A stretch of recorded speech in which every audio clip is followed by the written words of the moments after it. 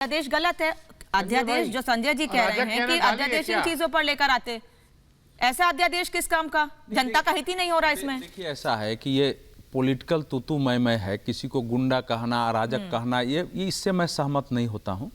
उनको जनता का, केजरीवाल को जनता का बहुमत मिला हुआ है, वो शासन कर रहे हैं। मूल बात ये है जो मैं कहना चाह रहा हूँ कि देखिए दिल्ली का ये जो ढांचा है ये बीजेपी और मोदी सरकार का बनाया हुआ नहीं है। ये 1991 में 69 अमेंडमेंट एक्ट में ये पारित हुआ है, 1969 में ये पारित हुआ, 1969 में संविधान संशोधन विधेयक का पार्ट है। सभी पार्टियों के उस समय मीटिंग होती थी, ब्यूरोक्रेट्स बैठते थे, रिटायर लोग भी बैठते थे कि दिल्ली का ढांचा कैसा होना चाहिए अगर हमको स्टेट बनाना है तो। और उसके बाद पार्लियामेंट के दोनों सदनों से यह पारित हुआ था। उसमें यह स्पष्ट था कि यहाँ एडमिनिस्ट्रेशन कैसे चलेगा यहाँ का, क्योंकि ये नेशनल कैपिटल टेरिटरी है। इसी के तहत 1993 में चुनाव हुए, मदन लाल खुराना की सरकार, साहेब सिंह वर्मा की सरकार चली, उसके बाद शीला दीक्षित की सरकार आई, 98 में आई है, 2004 तक वाजपेयी की सरकार थी, उसमें वो सरकार चली है, कभी ऐसी समस्या नहीं। फिर शीला दीक्षित की सरकार आई, लेकिन उनको ऐसी समस्या नहीं हुई कि यूपीए सरकार के अंदर अमेंडमेंट करा करके और पूरा सर्विसेज जो है पूरा अपने वो करते रहे हैं। ये समस्या ये अरविंद केजरीवाल की सरकार आने के बाद हुई है। अभी तो बीजेपी के गवर्नर हैं, नजीब जंग तो यूपीए के गवर्नर थे और उनका एक आइडियोलॉजी दूसरी प्रकार की थी। नजीब ये समस्या जो शुरू हुई है 2015 में, और नजीब जंग के समय से शुरू हो गई है। हाँ। तो मेरा कहना यह है कि आम आदमी पार्टी जो जीत के आई थी उसको ध्यान में है कि संजय जी ये कंप्लीट स्टेट नहीं था, एक यूनियन टेरिटरी है जिसके अंदर अर्ध राज्य दिया गया था, जिसकी एक लेजिस्लेटिव असेंबली थी, इसलिए आपको पूरा पावर नहीं था। अब दूसरी बात आता हूं सुप्रीम कोर्ट के फैसले पर। देखिए मैं ये मानता हूं कि देश में न्यायपालिका, विधायिका और कार्यपालिका तीनों के बीच बहुत महीन रेखाएं हैं। ये देश हमारे संविधान बनाने वालों ने माना था कि सब अपनी जिम्मेवारी से उसका पालन करेंगे, किसी को किसी में हस्तक्षेप नहीं करना चाहिए। ठीक है। सुप्रीम कोर्ट पर मैं कोई टिप्पणी, क्योंकि सुप्रीम कोर्ट हमारे यहाँ सर्वोच्च है, लेकिन मैं इतना अपील जरूर करूंगा कि कोई फैसला देते समय जरूर ध्यान रखना चाहिए कि क्या हम पार्लियामेंट या विधायिका के क्षेत्र में हस्तक्षेप कर रहे हैं। ठीक है। क्योंकि अब जो स्थिति पैदा हो गई है, मैं तो उस समय भी मानता था कि दिल्ली में राज्य नहीं होना चाहिए, बीजेपी कांग्रेस दोनों में प्रतिस्पर्धा एक समय हो गई थी स्टेट में। सुनो, मैं मानता था कि दिल्ली में मेट्रोपॉलिटन काउंसिल के तहत इस दिल्ली को चलाया जाना चाहिए, ये समस्या होगी। तो जो अध्यादेश आया है इस समय, अब केंद्र सरकार भी सुप्रीम कोर्ट चली गई है, उनके फैसले के खिलाफ अपील करने चली गई है। मेरा मानना था कि पहले वो अपील में जाके इस पर स्टे लेने की कोशिश करते, लेकिन जो सिचुएशन पैदा हो गई, अगर सारे अधिकारी केंद्र के पास जा रहे हैं कि आपने हमको भेजा है, तो उसमें तत्काल एक ऐसा अमेंडमेंट है जिसमें सुप्रीम कोर्ट के फैसले को निरस्त नहीं किया गया है, केवल एक कमेटी बनाई गई है। तरीके से समझना चाहूंगी, लेकिन संजय मिश्रा कुछ कह रहे हैं। रेखा जी फिर उसके बाद आ रही, माफी चाहूंगी। संजय मिश्रा।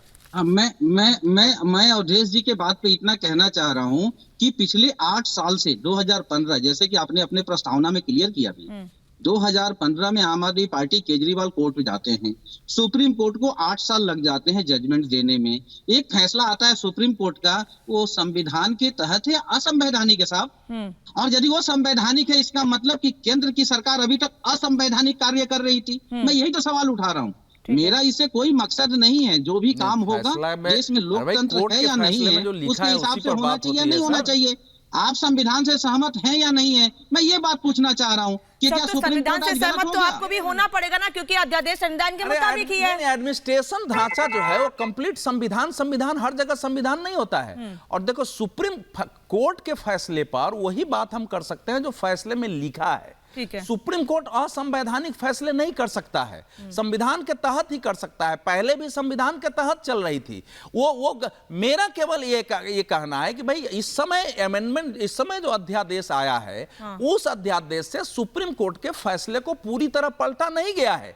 केवल एक कमेटी बनाई गई है जिसके चेयरमैन चीफ मिनिस्टर होंगे और उसमें 2 लोग होंगे जो कि तय कर देंगे कि कौन अधिकारी कहां रहेगा, और वो तब तक नहीं, केंद्र सरकार अपना खेल खेलती है, केंद्र सरकार अपने खेल खेलती रहे और केंद्र कोर्ट इसको तय करेगा। हाँ, सुप्रीम कोर्ट के फैसले से सहमत ना होना हमारा अधिकार है। सुप्रीम कोर्ट में रिव्यू का है, सुप्रीम कोर्ट में रिव्यू पिटीशन और पूरी तरह टिप्पणी भी कर रहे हैं आप सुप्रीम कोर्ट के ऊपर, और आप ये कह रहे हैं कि सुप्रीम कोर्ट को इन मामलों में नहीं बोलना चाहिए। सुप्रीम कोर्ट का फैसला आप आता है। अपने शब्द मेरे मुंह में काहे को डाल रहे हैं? आपने पहले कहा मैं टिप्पणी नहीं करना चाह रहा, अब आप टिप्पणी कर रहे हैं और आप कह रहे हैं कि ये एक समिति बनाई गई है, उसके अंदर चीफ मिनिस्टर तो माइनॉरिटी में है, चीफ मिनिस्टर माइनॉरिटी में है, और उसके बाद पूरी पावर एलजी को। अबे माइनॉरिटी मेजॉरिटी क्या होती है? दो अफसर जो है वो हमेशा बीजेपी के अफसर थोड़े होते हैं, अफसर बीजेपी के हैं। अब आइए सब, चीफ मिनिस्टर क्या करेगा? अरे भाई आपको सरकार चलानी है तो आपको सहमति से चलाने में क्या समस्या है कि हर चीज पर आप लड़ाई लड़ते हैं? ये सुप्रीम कोर्ट तय करेगा। देखिए सुप्रीम कोर्ट का सम्मान या अपमान है, ये सुप्रीम कोर्ट तय करेगा। केंद्र सरकार भी सुप्रीम कोर्ट गई है, ये सुप्रीम कोर्ट टिप्पणी करेगी, सुप्रीम कोर्ट टिप्पणी करेगा कि हमारा अपमान है कि नहीं है। सुप्रीम कोर्ट रिव्यू पिटीशन में जाना, अध्यादेश लाना, ये सुप्रीम कोर्ट का अपमान नहीं होता है, संविधान का पाठ है। नोट कर लीजिए, जब ये सुप्रीम कोर्ट में जाएगा 6 हफ्ते बाद, जब सुप्रीम कोर्ट का फैसला आएगा, ये फैसला स्ट्राइक डाउन हो जाएगा जो अध्यादेश है। ठीक है, चलिए मैं रेखा अग्रवाल से रिएक्शन लेती हूँ। सुप्रीम कोर्ट की बात कर रहे हैं सर, बाहर है रेखा अग्रवाल, अभी तक उनसे एक भी रिएक्शन नहीं हुआ। रुक जाइए, मैं आ रही हूँ आप लोगों के पास।